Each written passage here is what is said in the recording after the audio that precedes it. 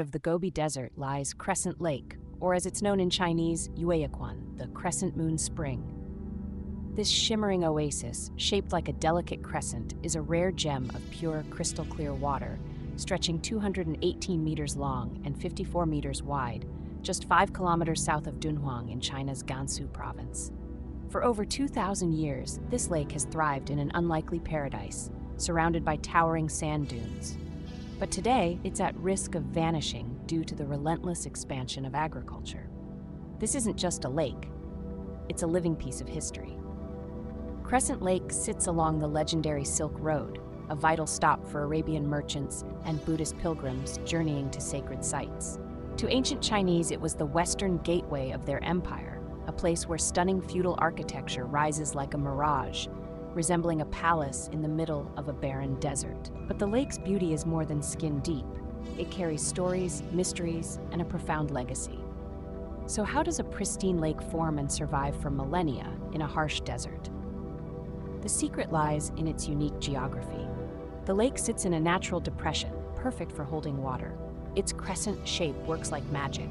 Sand blown from nearby dunes is swept back by the wind, never filling the lake.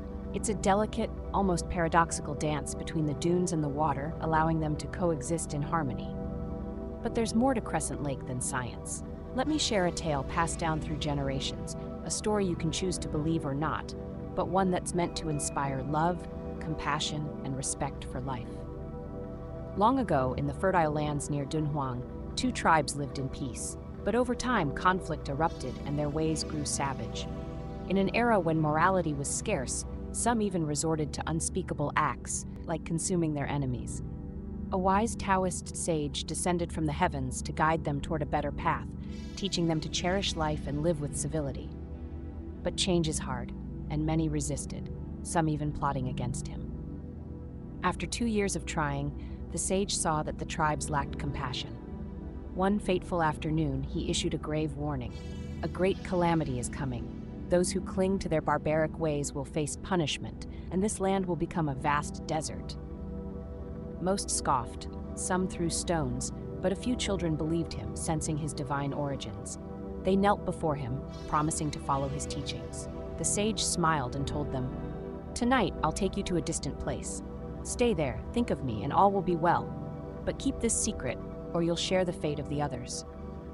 That night, a monstrous sandstorm swept through, burying the tribes in their cruelty under endless dunes.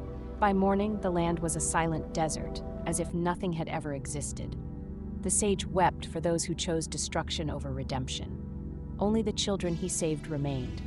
When they awoke to the endless sea of sand, they wept, not for themselves, but for those who ignored the sage's warnings. Moved by their empathy, the sage believed they could be taught. And then, a miracle.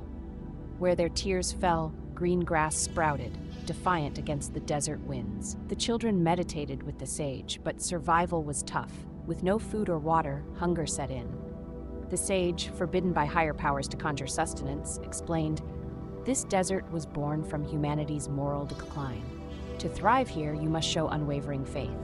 He left them with a challenge: stay here, practice diligently, and don't give up. Then he vanished. At first, the children were steadfast, but some grew restless. Hunger drove them to wander, only to be swallowed by sandstorms. Others, distracted by play, forgot their purpose and perished. Only one boy remained, his heart fixed on the sage's teachings. He ignored hunger and thirst, meditating even as sand stung his eyes and nose. No matter what, he thought, "I will practice, even if it costs my life. My master was right, and that's enough." In his darkest moment, teetering between life and death, a colossal goddess in white appeared in the sky. Inspired by the crescent moon, she waved her hand, and a sparkling crescent-shaped lake appeared before the boy. With another wave, green, trees, ponds, and wildlife flourished around it. The sage returned, beaming with pride.